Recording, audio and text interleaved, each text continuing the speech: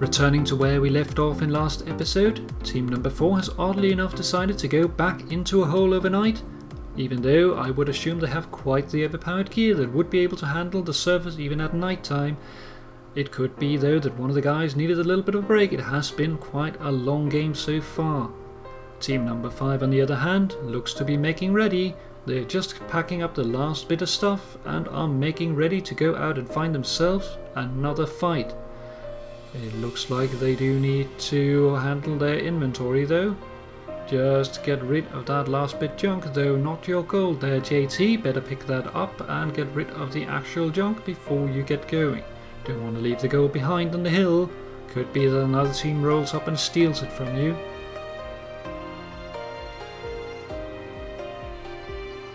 Looks like the guys are not afraid to leave some things behind. There are some good weapons and gear here.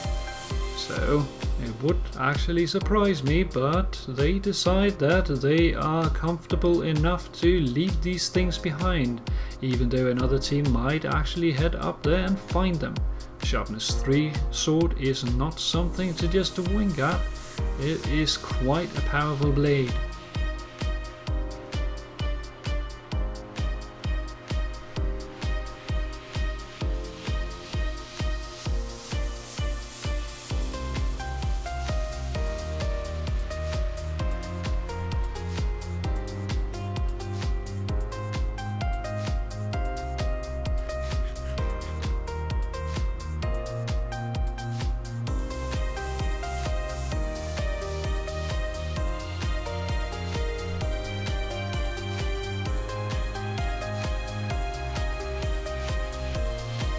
Hopping over to team number 3, it looks like the guys are actually finally packing up their stuff. It looks like they're going to be heading for the surface very soon. Grabbing their enchanting table is a dead giveaway that they are heading upwards. It looks like they are starting to make a stairway here.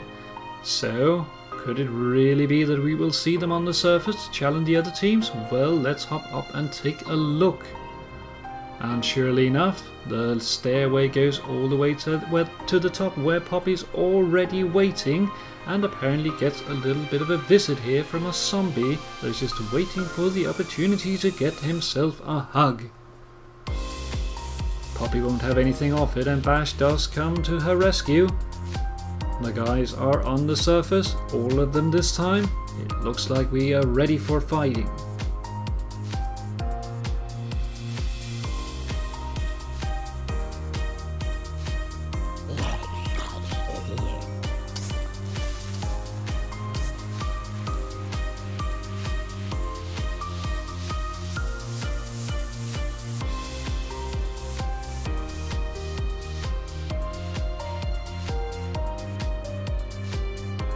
Hopping back over to team number 1, the guys are moving through a field, but as they are doing so, they manage to also spot a workbench up ahead on the hill there in the background. So the guys, thinking that another team might actually be nearby, decides to go up the hill slowly, hiding so they will not alert other teams, seeing if they can spot someone before they get spotted themselves. It doesn't quite look like another team is actually nearby though, so it might just be a ruse in this case. It looks that way for sure.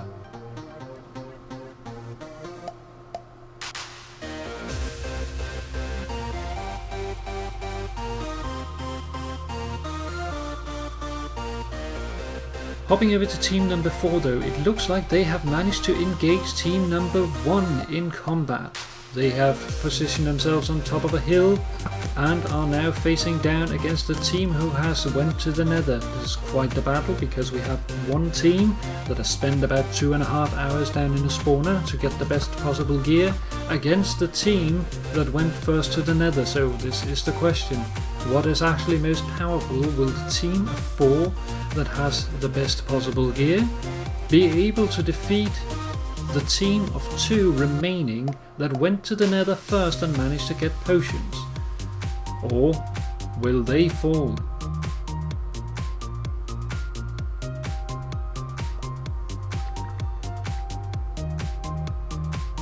It's quite a stalemate here. one of the teams needs to do something, and I will assume that it has to be Deepak and keedeckagon that makes the moves, as I would not assume the other team are very willing to move down from their mountain as long as they can avoid it.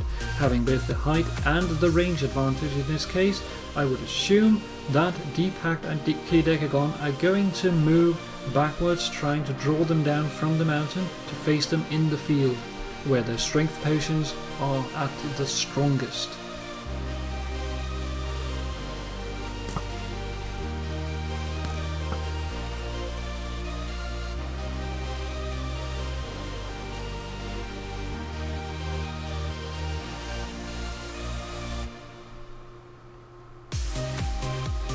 These guys are certainly good at shooting with arrows. They're getting quite a few hits even with the great distance between them. So it's not someone I'd personally want to face up against in PvP, but that is not really a sport that I practice myself anyway. And here it looks like we have it. Deepak and keedeckagon are moving backwards, trying to move themselves out of shooting range, forcing the other teams to follow them down into the plains here to fight them on more even terms.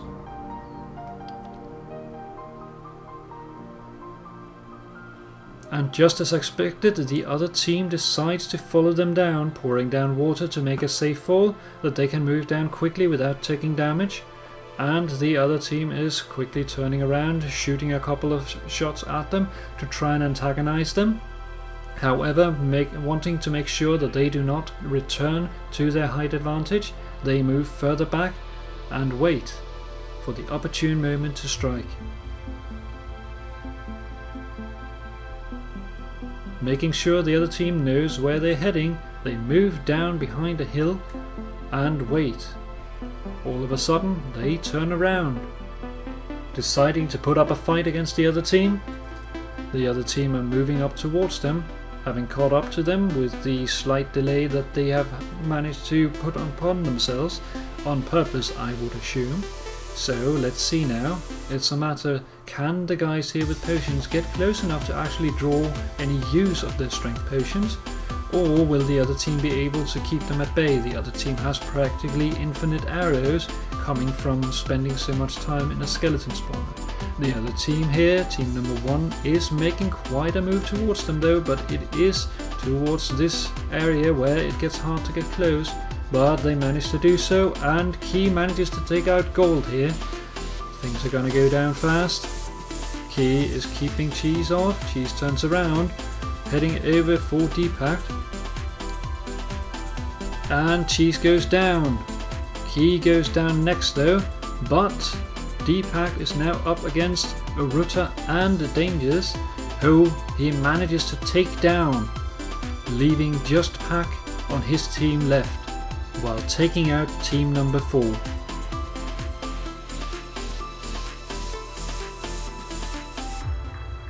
This puts Pack in quite an interesting position, where he not only has the potions, but he also have the gear of a team that has ground experience for 2.5 hours.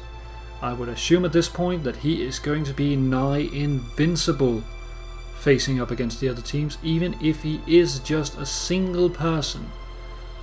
But let's see how he fares in a combat against full teams.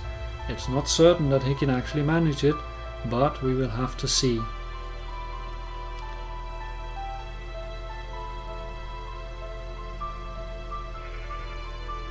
It looks like Deepak here has left a little bit of a greeting for whoever wanders off, leaving keedeckagon's head on a totem to scare off others perhaps. A little bit of a taunt towards other teams. You never know. It might be that someone rolls up on it. Returning to team number 5, the guys are moving down into the swamp. It doesn't look like they managed to find another opponent yet, but they are moving down there and are now setting up to head out on boats, making their way across the water faster than they would be able to swim. A good idea in case you run across any enemies, because you can quickly get in and get out. A little bit of a clumsy move here, but we are about ready. Everybody ready with their boats, ready to get in it and sail off.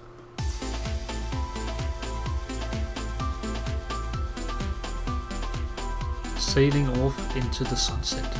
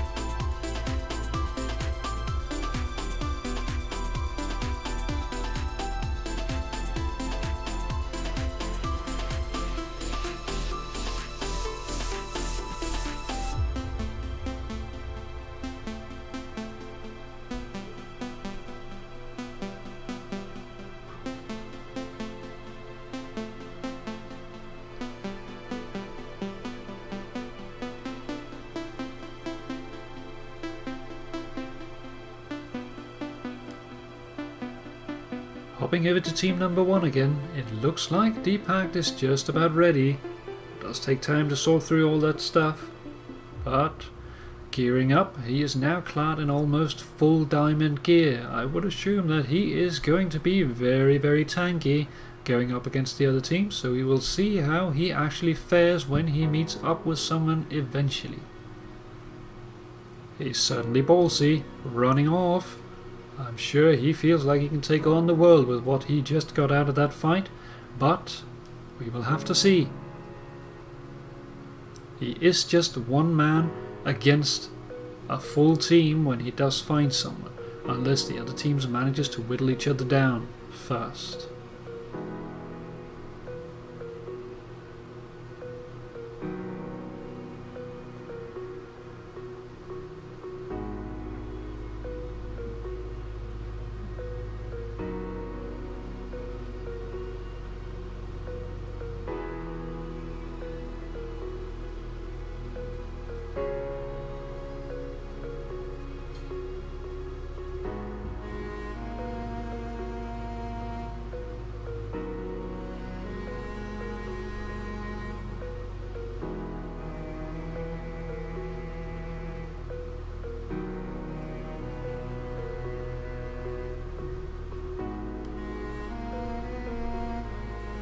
Hopping over to team number 3, it looks like they're still in need of apples. They have made a pit stop to try and farm some trees before engaging the other teams. Team 5 on the other hand are up on the trees and have spotted some light, which are making them a little bit wary.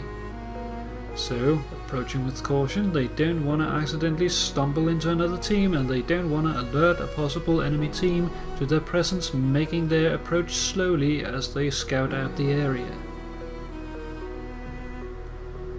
Team number 6 is on their way back to the surface after having spent the night underground.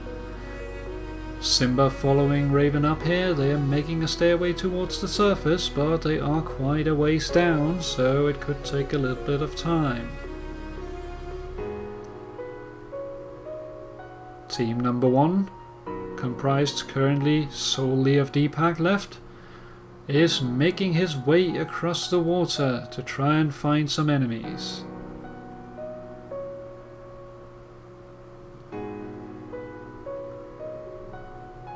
Team number 6 has broken through to the surface, hitting water. They're swimming up the last bit to get up and join the fighting. They are, however, just a 2-person team now, so it's going to be a rough fight on them to take on the other teams.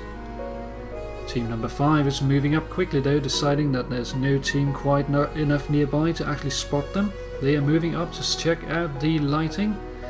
However, it doesn't look like any team is here, but it doesn't stop them from being cautious, especially not when they see something over there in the distance, approaching and taking out the mobs on the way. But what is actually over there? We will have to wait and see until next episode, because this is how episode 11 comes to an end. Another team goes down, more fallen. Thank you for watching.